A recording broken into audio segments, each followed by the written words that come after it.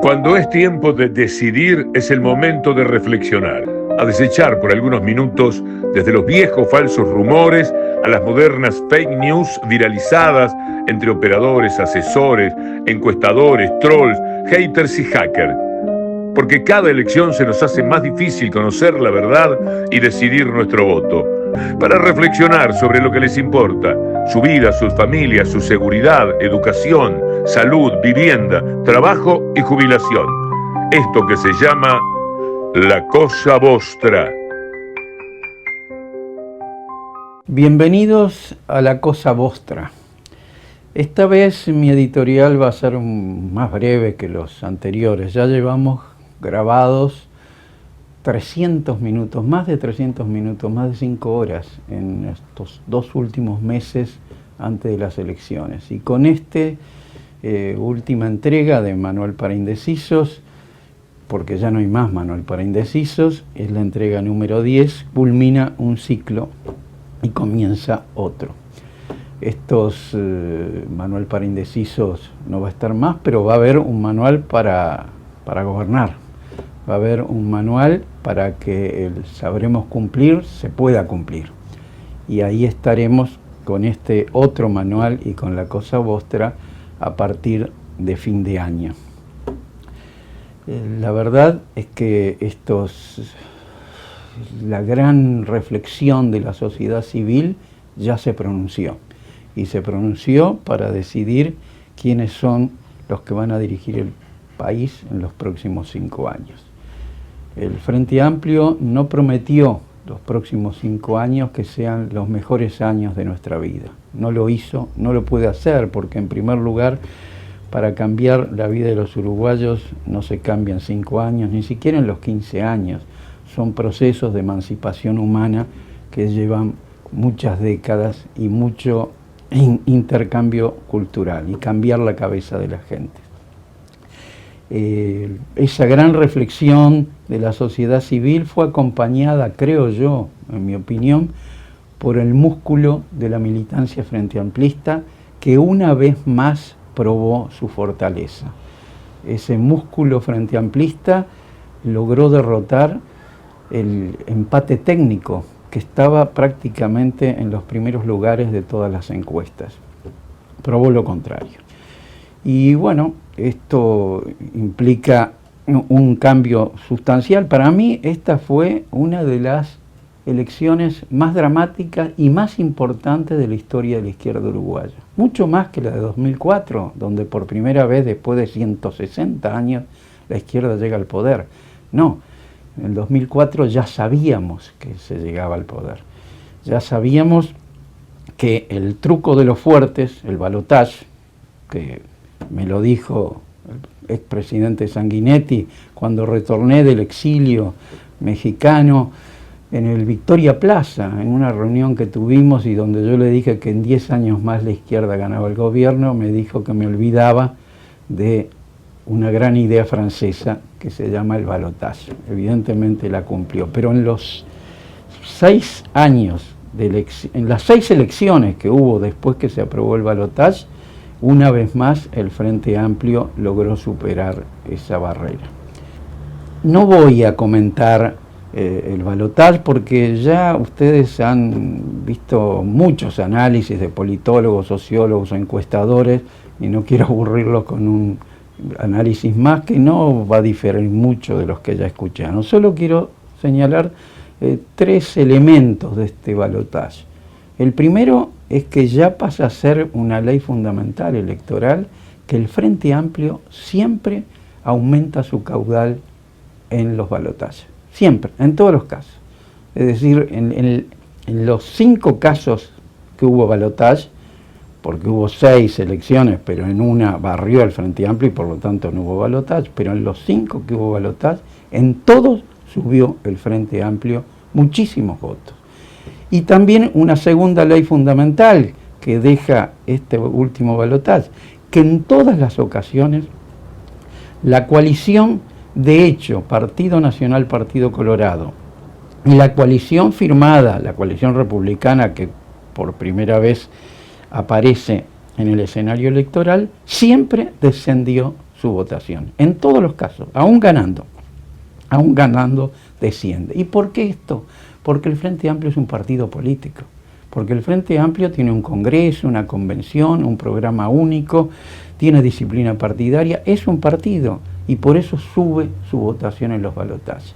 Y la coalición republicana, o la coalición de hecho, Partido Nacional, Partido Colorado, o la actual coalición republicana, que ya no es más coalición multicolor, sino coalición bicolor, no es un partido político. No tiene autoridades comunes, no tiene congreso común, convención común, y por lo tanto pierde muchos votos. Esos dos elementos quedaron ya internalizados en la historia electoral de este país. Y el tercer elemento, y ya pasamos a los próximos 5 años y no me detengo en el balotaje, el tercer elemento es la sorpresa del voto del interior. El voto del interior ha sido una gran sorpresa. El 97% de la fuga de los votos de la coalición republicana, el 97% esa fuga se dio en el interior. El Frente Amplio había ganado en la primera vuelta en 9 departamentos, pero ganó en esos 9 departamentos, incluso bastiones blancos, ganó porque votaron separados, pero también les ganó a la votación de todos ellos juntos en 5 departamentos. Montevideo y Canelones pensábamos que no iba a ser muy difícil ganarles, pero les ganamos en Salto, en Paysandú, en San José. Eso ha sido una gran sorpresa, a todos juntos. Y esto también es una premonición de lo que va a pasar en mayo próximo. Hay que prepararse porque en esos 5 departamentos se les puede volver a ganar a todos juntos. El Frente Amplio puede hacerlo. Esto me parece que son las 3 reflexiones que tengo sobre el tema del balotaje. Ahora pasemos al futuro. Evidentemente acá ha comenzado o ha recomenzado la gran aventura de la izquierda uruguaya, la gran aventura de la emancipación humana, interrumpida durante estos 5 años, donde cayeron todos los indicadores sociales, los indicadores económicos, salvo la inflación, los indicadores éticos y los indicadores sobre la seguridad pública. Ahora se ha interrumpido ese proceso y vuelve el Frente Amplio a poder reiniciar la gran aventura de la emancipación humana. Es decir, vuelve a que haya un Estado distinto. Estos 5 años fue un Estado de hegemonía acorazada de los fuertes y ahora el Frente Amplio va a volver a instalar a un Estado escudo de los débiles, como lo fue en los 15 años que gobernó. Y eso es muy importante sostenerlo, decirlo, porque es un gran cambio que se produce, como también lo dijimos en videos anteriores, eso de aumentar las arcas de los menos y la infelicidad de los más, eso se va a revertir, se va a dar vuelta, como también se va a dar vuelta la fusión entre lo público y lo privado. El gobierno del Frente Amplio ha prometido que lo público sea más público y lo privado más privado. Es decir, todo eso son los cambios prometidos y que tienen que seguir adelante. Yo, para analizar los próximos 5 años, daré mi opinión de cuáles deben ser los objetivos estratégicos del Frente Amplio. Creo que podrían ser muchos, pero los voy a resumir en 5 objetivos estratégicos. El primer objetivo es mejorar la calidad de la vida de la gente. Es decir, no es posible que haya casi 500.000 de uruguayos y uruguayas que ganen 25.000 pesos. No es posible que tengamos la infantilización de la pobreza más grande de América Latina. Y tantas cosas más que hemos dicho en estos 10 videos o en los 9 videos anteriores. Es decir, ese es el primer objetivo, mejorar la calidad de la vida de la gente. El segundo objetivo, y tan importante como este, es mejorar la seguridad de la gente, la seguridad pública. Hay uruguayos que viven aterrorizados, encerrados en sus barrios. El aumento del narcotráfico no se ha hecho nada y ya están instaladas las 2 principales organizaciones internacionales de narcotraficantes en el país. La seguridad, junto con mejorar la calidad de la vida de la gente, tienen que ser 2 objetivos inmediatos de este nuevo gobierno. El tercer objetivo estratégico es hacer todo esos dos primeros sin que caigan los indicadores económicos. Eso es una proeza, no es fácil. Recibimos un gobierno con escaso crecimiento económico, con mayor deuda externa que hay que pagarla y que ya cortaron los créditos. Recibimos un gobierno que ya ha utilizado parte de las reservas que le dejó el Frente Amplio. Va a ser difícil poder desarrollar los dos primeros objetivos sin que caiga algún indicador económico. Entonces, pero para eso hay un equipo económico solvente que tendrá que darle prioridad a estos dos primeros objetivos, pero al mismo tiempo tiene que defender los indicadores económicos. Por ejemplo, va a ser muy difícil que no aumentar el déficit fiscal, pero es uno de los objetivos no aumentarlo. Ya está aumentado por el gobierno anterior. Bueno, tratar de no aumentarlo y al mismo tiempo resolver estos dos primeros objetivos de los que le hablé. Va a ser una tarea difícil, comparable a la limpieza de los establos de Ujías, pero bueno, confío en que el equipo económico, privilegiando lo social y la seguridad pública, va a lograr que no se caigan los indicadores económicos. El cuarto objetivo estratégico de este gobierno, para mí, tiene que ser corrupción cero. Corrupción cero, ética 100%, ni un solo caso de corrupción. Eso es algo que tiene que ser exhibido a la sociedad. En los 15 años del gobierno anterior hubo un solo caso de corrupción. No pongo como casos de corrupción los pocos procesamientos que hubo por conjunción del interés público y privado, no hubo. Lo que hubo es abuso innominado de funciones. Cuando se dice abuso innominado de funciones es porque no hay delito, no se sabe qué delito poner y se pone el innominado. Ahora, eso violando incluso las leyes del derecho penal, del indubio pro reo, en donde no es esa la filosofía del Código Penal. Pero en nuestro país existe ese delito de abuso innominado. Pero eso, comparado con los 36 procesamientos de blancos, colorados, coalicionistas que ocurrieron durante el mismo periodo, es incomparable. Yo sé que la acumulación más difícil de la historia es la acumulación ética, pero esa acumulación ética la tiene que lograr el gobierno del Frente Amplio, como lo logró en los 15 años, con una excepción. Bueno, ni esa excepción se puede dar el lujo de tener este gobierno. Ese es el cuarto objetivo estratégico que yo entiendo que debe estar sobre la mesa. El quinto objetivo estratégico es ganar la batalla cultural. Batalla cultural que se perdió durante los 15 años del Frente Amplio. Batalla cultural que, bueno, sabemos que hay gente que no se da cuenta de la realidad. Entonces, ¿qué tiene que hacer el Frente Amplio? Bueno, aplicar la pedagogía de la desalienación de gente de buena fe. Es gente de buena fe que ha sido colonizada por los poderes mediáticos y bueno, y que no se da cuenta. Pero esto no es solo, es decir, son procesos de varios procesos de acumulación y de colonización en la cabeza de la gente. ¿Cómo tenemos que hacer para que eso cambie? Bueno, yo creo que primero aplicar esa pedagogía de la desalienación. Eso es muy importante. Pero además esto no ocurre solo en el Uruguay, ocurre en todo el mundo.